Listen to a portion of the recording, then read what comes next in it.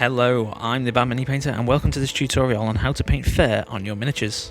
I'll be showing you how I go about doing it for my models on Haldor Icepelt here, who I've been treating as a test before I paint Ragnar Blackmane. As you can see, I've gone for a warm golden fur look as opposed to the greys and blacks because I wanted to give a good contrast to the blue of his armour.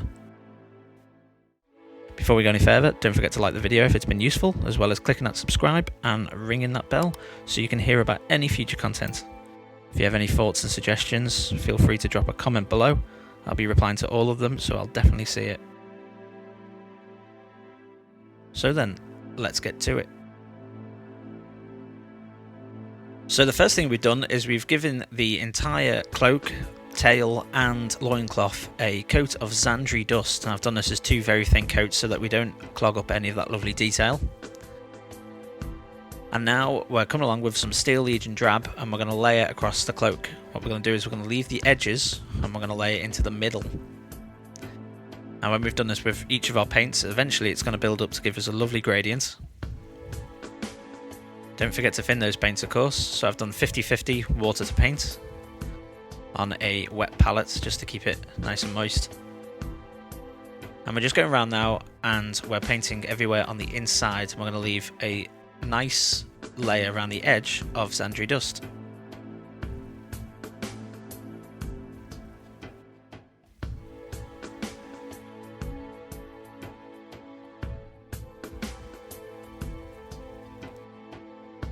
Now I'm definitely not getting enough paint on my brush at the moment, but give it time, be patient.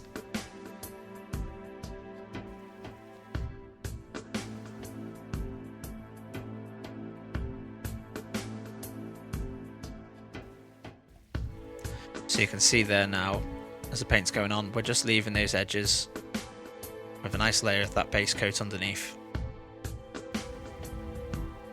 Of course, if you do mess up, you can always go back with your Zandri dust and tidy it up afterwards. I'm not exactly being tidy, because fur isn't very uniform, it's not like edge highlighting armour or anything like that. So you can afford to be a bit messy with it.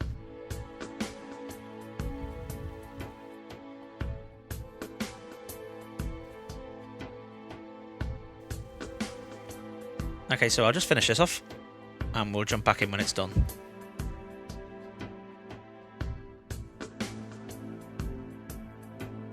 Okay, so there we are. You can see the Zandri dust around the edges there. It's just that lighter colour. And on the inside, we've got our Steel Legion Drab.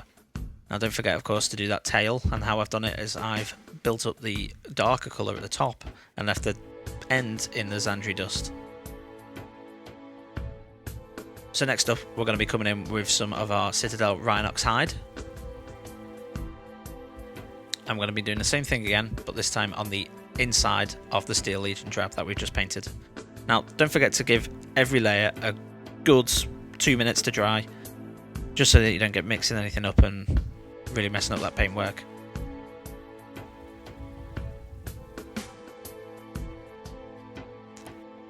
Now, don't be worried as well that when you paint it on, you'll notice that there'll be obvious layers in where it's been painted. We'll tidy that all up later when we come in with our washes. I'll tie the model together and tie all those colours in. So there we are, we're just painting it in now with that Rhinox hide. Remember again to water that down.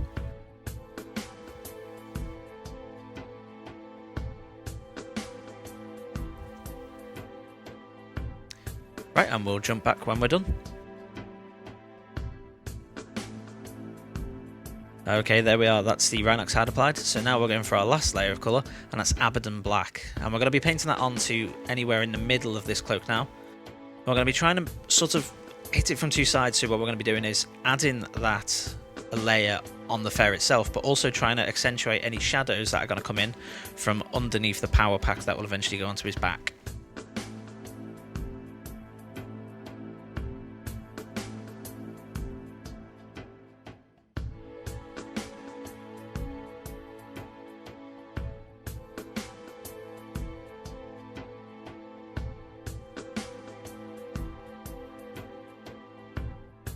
Okay, and again, we'll just jump back in when we're all done.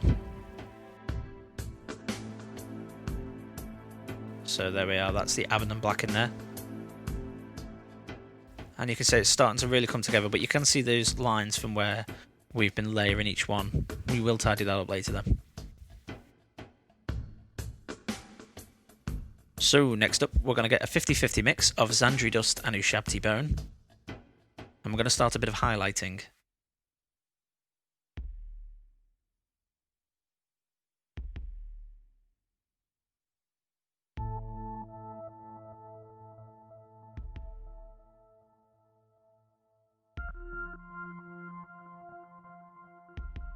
So with these highlights, we're going to try and pick up any of those raised areas on the model of all that fur. So almost like an edge highlight, but you won't be able to do this with the side of your brush.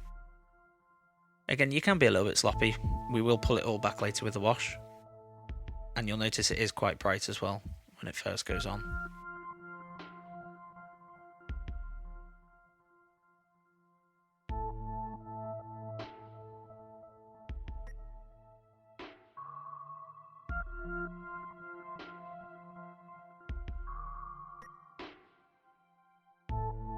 Right, so we'll just jump back when we're done.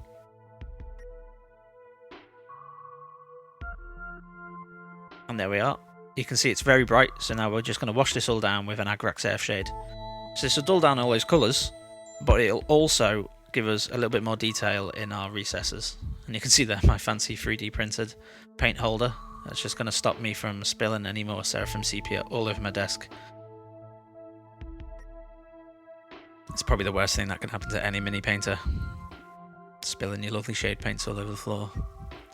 And we're just washing this into the middle, so anywhere that was painted in Rhinox hide or Abaddon black. Reason for this is we're going to come in later with some Seraphim sepia and give the rest of the model a lovely orangey tint.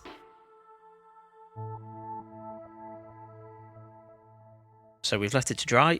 It's come back and it's knocked down those colours quite nicely and left us with some nice details inside of all those recesses. So here we are, we've got our Seraphim sepia now. We're going to be doing the same thing again, but anywhere that we've painted with Zandri dust or Steel Legion Drab. You can see it was half empty because, yeah, I built it not so long ago. So we're just going around those edges now. And you can already see it's going to bring us like this lovely orangey colour into the model.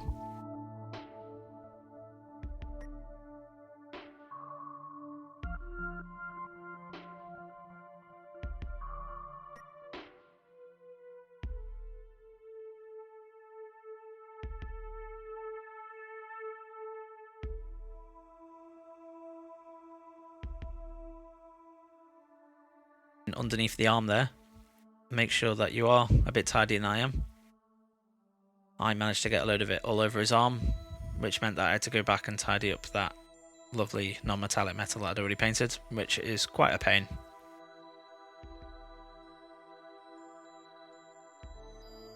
Also, don't forget to do the underside and any loincloths or anything like that.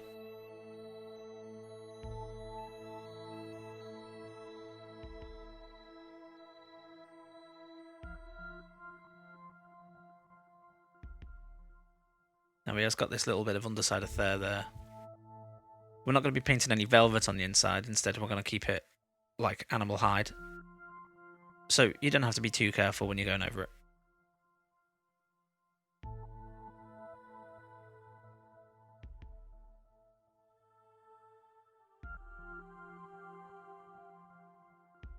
So when you've done all of that, let it dry, and we can jump on to the next step.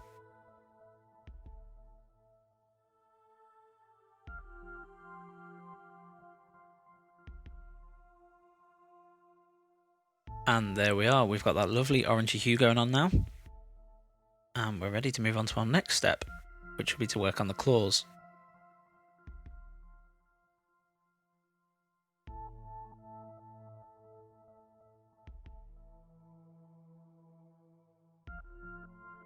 So with the claws, we're going to be giving it a quick highlight just on the edges where the actual bone of the claw, I suppose you call it, meets the rest of the fur.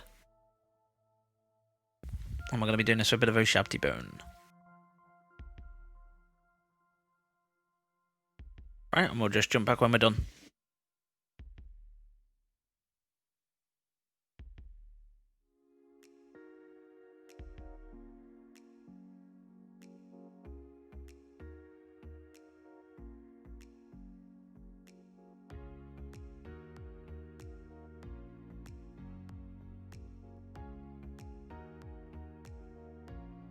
And we're back, all highlighted.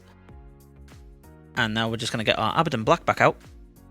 And we're going to come along and just give those nails, claws, that's the word, a quick base coat with them. Now again, thin this down, 2 lovely thin coats.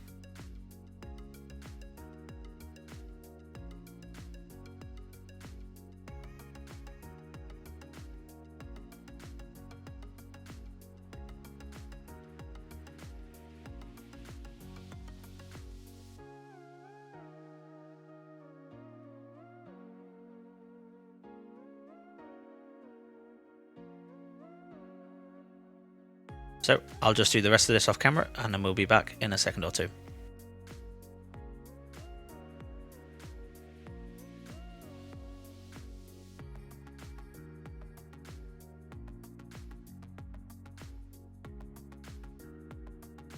And there we are, we're all coated in now. Now you notice again that those highlights are really bright, so our next step will be to knock them down.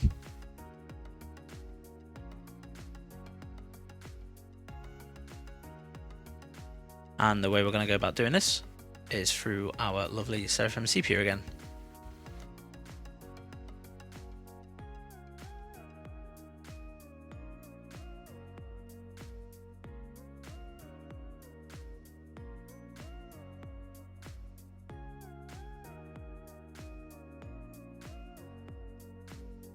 So we're just washing back in there again, just to knock those highlights back down.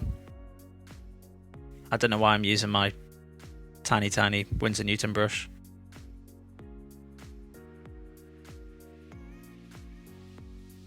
You don't have to be particularly careful.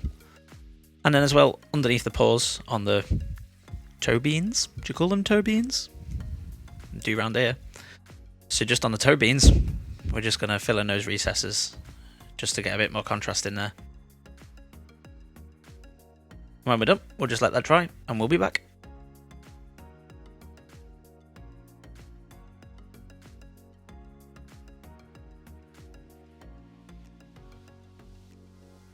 There we are, all dry now, and you can see all that detail. And now we're just getting our Agrax Earthshade, and we're just going to go on to the inside of this cloak. Now, I did lose some of this footage because I came back and I gave it another quick coat of Zandri just to find some more of those details in there. As I say, I lost that footage. It's easy to do though, just a few scratches, make it look a bit worn. So when that's all dry, we'll be back for the big reveal.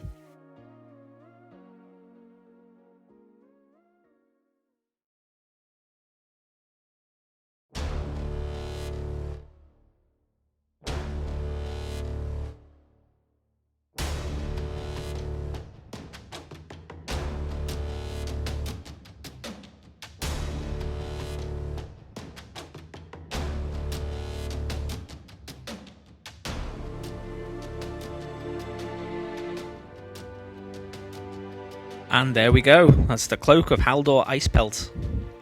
Like I said, this will work for any fare really, even on your Fenrisian wolves. Just place the lighter colours to the bottom of the limbs and build that gradient up so the spine is the darkest. For some better pictures of this, and to see some of my other work, head over to TheBadMiniPainter on Instagram and give me a follow there.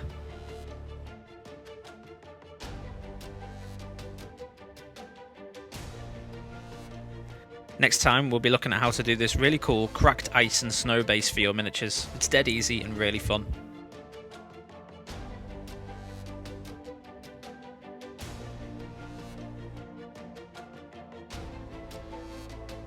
So, all there is to say is, don't forget to like and subscribe, and I'll see you in the next video. Cheers guys!